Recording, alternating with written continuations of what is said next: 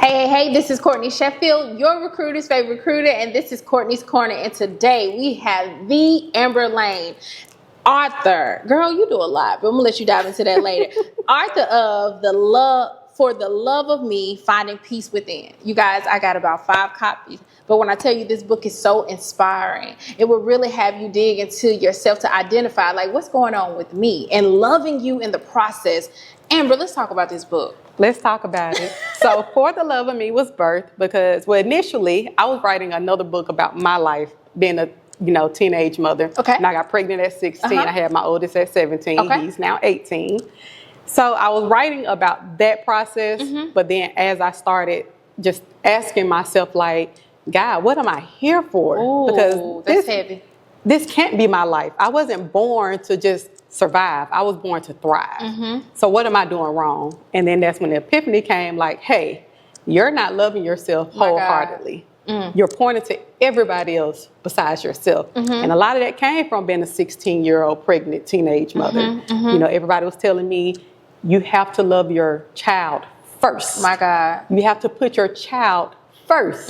So I stopped and I just put me on the back burner. Then I had my second child. Then I got married. Then, of course, just jobs in between, military. Then I had my third child. Then it was just like a whole bunch of stuff. And it was just always everybody, family, friends, everybody depended on Amber. But Amber couldn't depend on Amber. Jesus. And then my body shut down one day.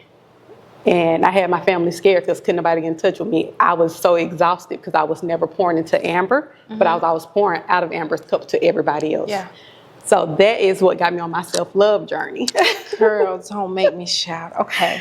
So now you discovered that. You identified the issue. You started digging in and pouring into other people. But let's talk about that journey for you. Once your body shut down and you're like, God, this is not it, then what? Then I ended up becoming a certified life coach. So a certified professional coach. Before you became a life coach. Because we have to dig. I know the process. Yes. God has to pull some stuff out of us, and then we have to dive in. Because we can't pour into anybody else, really, until we pour into ourselves. So let's talk about that, then dive into where God put you at. So, again, my body shut down, and my son, my oldest son, he was in football, basketball, track and field, soccer, like almost every sport you can think of. So I literally was at every practice, every game up until he was able to drive. And I was just like, that's when I said, this can't be real life right now. And then, working jobs to where I really didn't want to work them and trying to run a business. It was just, I was doing so much. Like I said, I do a lot. But God told me just sit down. Just sit down and be in the present moment. And I'm like, God, what does that look like? I don't know how to be present in the moment because I'm always here, and here. So I learned how to just start journaling. I learned how to just start listening to podcasts, Sarah Jakes. Pouring into you, right? Just doing things like that. I got away from watching TV. Like I took 6 months off from watching TV. And from there, it was just like, that's when I'm like, okay, God, what am I to do? And then that women empowerment, I had a dream. And I kind of talk about my dreams in the book. A lot of my dreams do come true that I have. Same. So it's like I saw a dream. I had a dream about me being on stage. I saw myself on stage being a motivational speaker. And I was like, God, what are you telling me? Because I'm scared to speak in front of people. So that's when I'm like, okay, let me just become a certified life coach to try to see how can I help myself first and then go and help other people because I needed the techniques. Well, let me rewind it. I actually invested into a business coach first. And when I just, she was asking me questions, I'm like, oh, I never thought about that. Oh, I never thought to ask myself that. Yeah, ooh. the light bulbs get to clicking. Oh, and it just kept doing that. And thank you to Shana Robinson for that. Give her shout out. But that's what made me go and become a certified professional coach to learn more on questions to ask myself as well as ask my clients that I do want to help in the process. And that process is when the book became. Oh, I love it. I love it. So during that process, you're basically saying you identified everything. Like, okay, this is the issue. We're going to move forward and we're going to thrive. How has that changed your life at home? It had changed my life drastically. Oh. Drastically. A lot of people don't know that I was separated from my husband for over a year. We are back together, and we're good now. But it took for me to have that space to learn who Amber truly was without a husband, and kind of putting my kids on the back burner. You know, I still did the necessities for my children, but it was times where I had to tell them no. Absolutely. And I wasn't used to that because I was that parent that said I would go broke behind my children. Ooh. My children gonna have everything I didn't have, not knowing that I was messing Amber up in the process. I was having resentment, having to be that parent to say yes all the time and not knowing when to say no. Yes, I may have the money, but that don't mean you need it. Amber, you just freed me up. Wait a minute. That's exactly what I was going through, because we do that as parents, especially at the time, you know, while me being a single parent, it's like my therapist told me that I'm making up for the other parent. And so it's, and not only is it messing us up, it's messing them up. It is, because they're privileged and they don't understand that. Yeah. And I'm going to dive back into one of my chapters in the book, being accountable for your role. That part. Being accountable, you know, I always blame my children's father for my lack of financial literacy. Oh, maybe if they would, well, one could not step up, but if he could, he would, because now that he is free, he does what he's supposed to do for our child. I love that. So one couldn't do, one chose more so not to do or do what he wanted to do. But anyway, so my role was, I was an impulsive spender.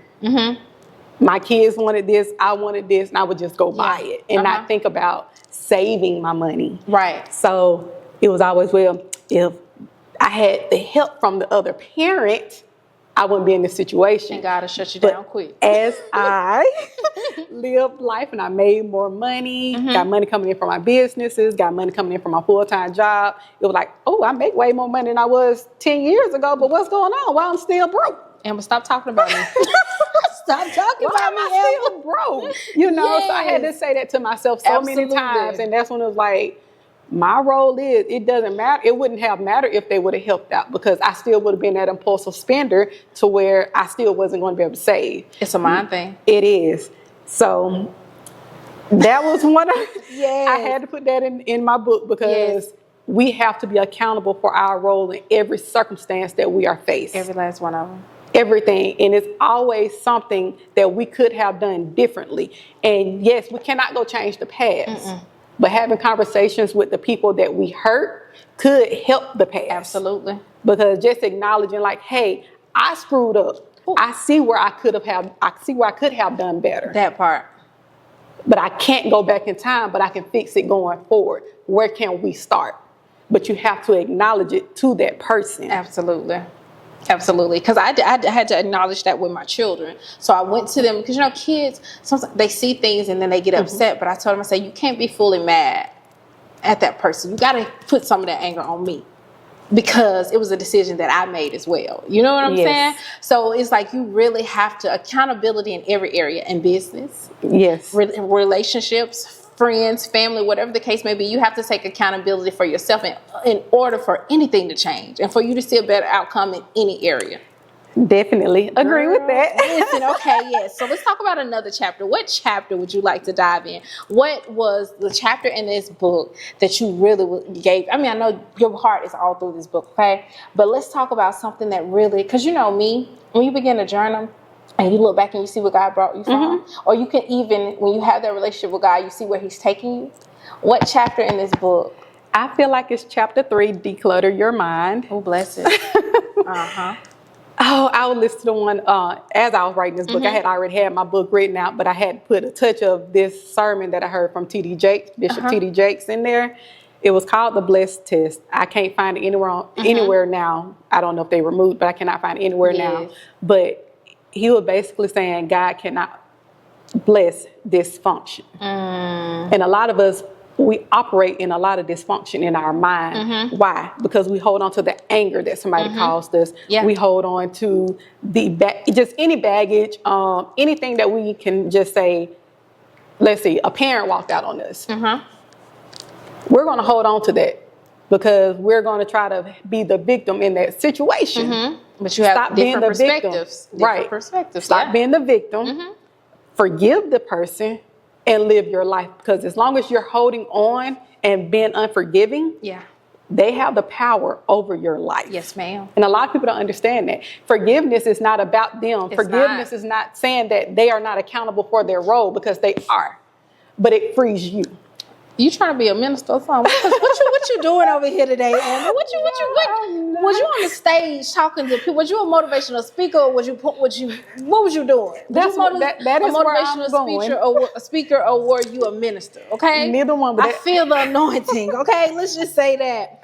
I love that. I Yes. love that. You have to be, and that's when I said the ugly part. Because if you truly seek God's face, He gonna give you the good, the bad, and the ugly. The things that we don't want The to stuff see. that we don't want to talk about. So we were talking about at church, like removing the veil, and that's the veil. Yes. Take it off your face. Yes. Go behind the veil and seek God's face, and don't walk around with the veil on. Jesus ripped that thing. Yes, removing the mask is in there. It's talk not about that called one. removing the veil, but it's called removing the mask. Exactly. And You it's have to basically- remove. So what was that like for you, removing the mask? Girl, you got I had to remove. Wait a minute. I had to remove all the masks that people put into my life. You know, again, when I was 16, people telling me how I'm supposed to live my life according to society norm.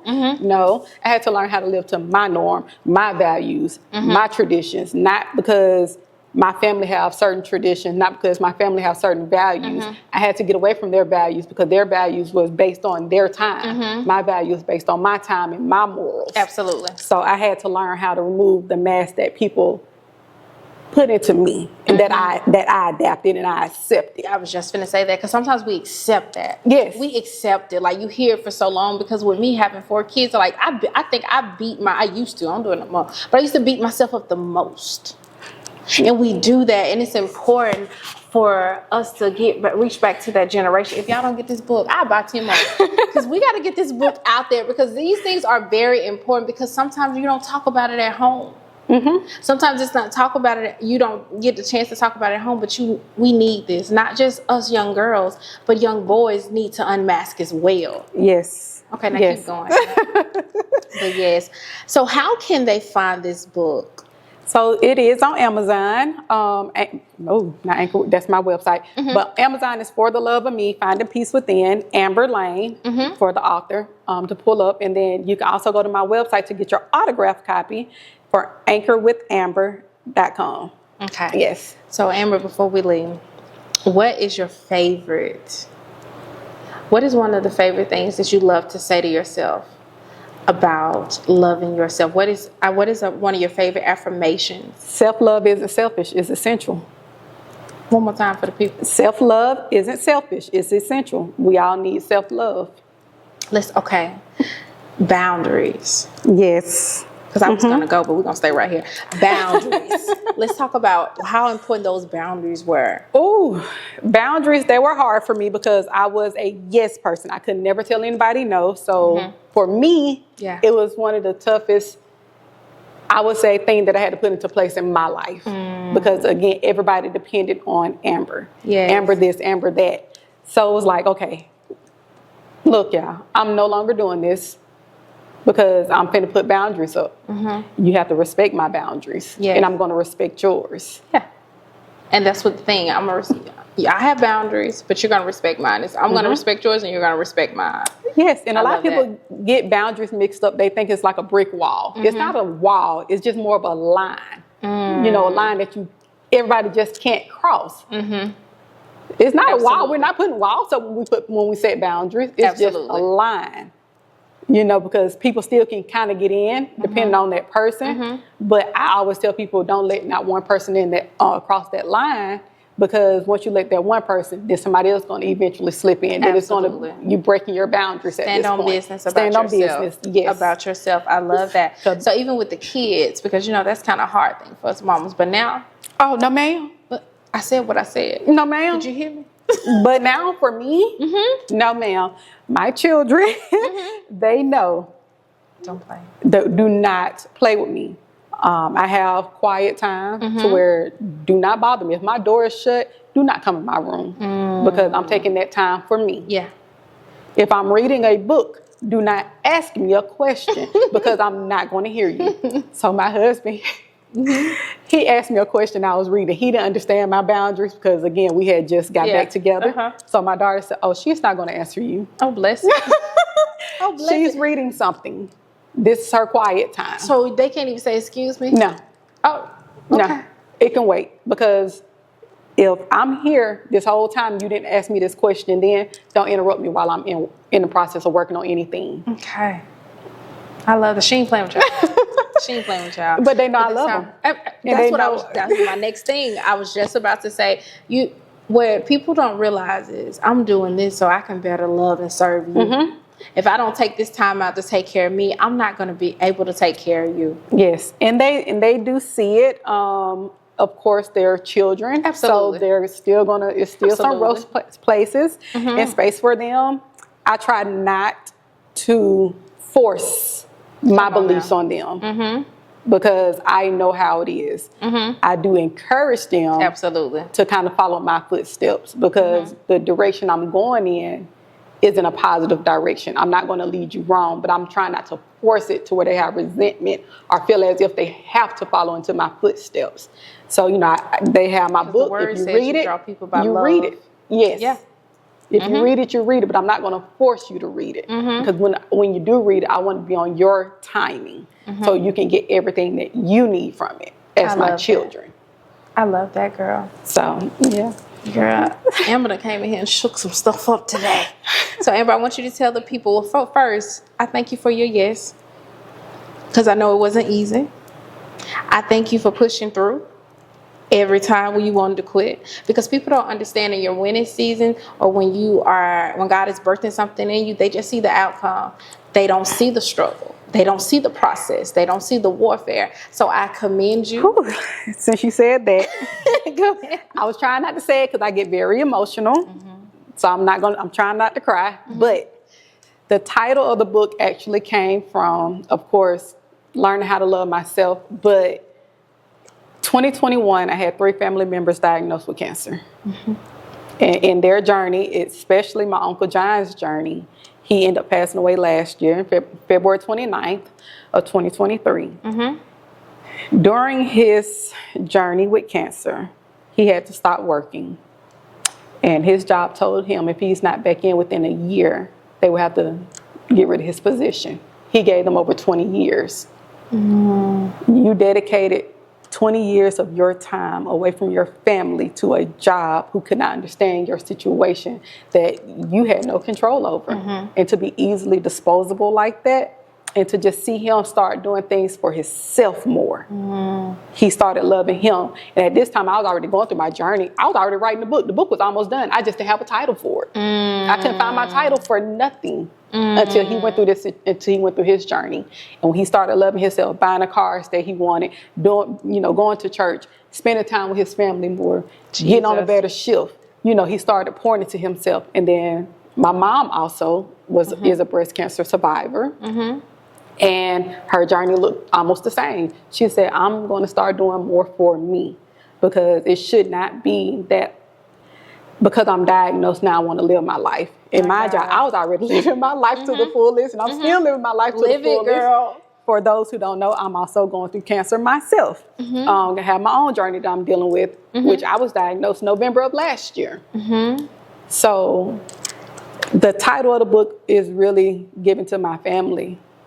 I got to give them all the credit for it because without them, it probably wouldn't be for the love of me. It'd probably be something else.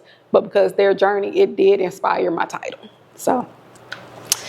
Jesus Christ. She know I'm a crybaby. Like I am too. That's why I said I was trying not to do it at the very beginning because I knew it was going to change my voice. But it always do it because it's still unbelievable. It's still just. And you're still here. And you're still thriving. There we go. You're still pouring into people. There we go. go. And you got your man back. And you got your children. Listen, your suffering was not in vain. And you walking out of this thing. Oh, yes, most definitely. Most definitely. This. Listen, y'all, before I get to crying and looking real ugly on this podcast, make sure you go purchase this. Amber, tell them your website and how they can get in touch with you. It's anchorwithamber.com. And you can follow me on Facebook. It's 2 pages, Amber Lane. One is my author page and one is my personal page. My personal page is in red and my author page is in white. Listen, love yourself, love God, and let God take care of you. This has been Courtney's Corner, and we will see you guys next week. Have a good one.